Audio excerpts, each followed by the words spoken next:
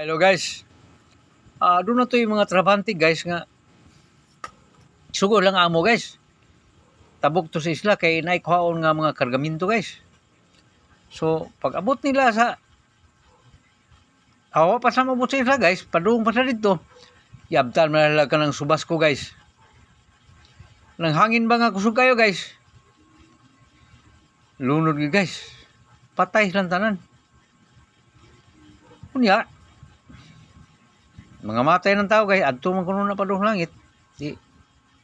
Dito na sila ni Senyor Pedro.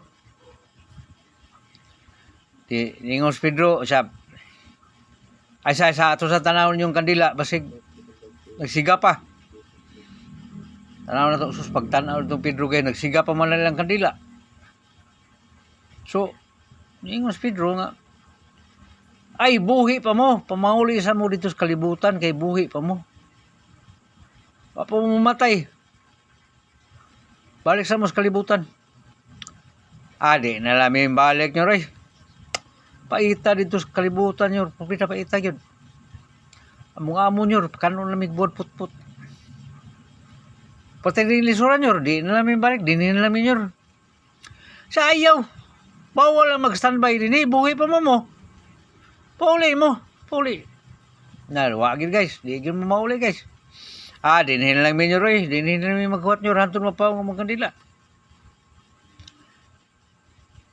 Di wagi na himos Pedro guys. Di. Buntag sa'yo guys. Si Jesus guys. Nakikita mo na niya guys nga naidagag standby sa gate. Oy Dro, di ba nanti ka nga bawal mag-standby diya sa gate? Ano na may nag-standby da? Sa ako naman lang giingnan. Ako na lang giingnan. Jesus nga. Panguli mo. Una kay. Di na manguli kay pait ko na kayo dito sa kalibutan. Di na manguli.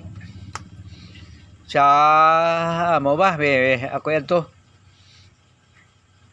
Yan to ni Jesus kay. Ipanghunghungan ramagan na guys. Tagsa ipanghunghungan. Nagrumba guys. Nagrumba pa mauli. Purting hibungan Pedro guys. Di, pagbalik ng Jesus guys, gingnan niya Pedro. Gingnan ni Pedro guys. Lord Jesus, kung sa may imong ipanghunghung ato nga lumba naman ito pumauli. Sa wadro, ako lang ito gingnan Dro nga pamuli sa mo kay pista ron sa hagna buhol.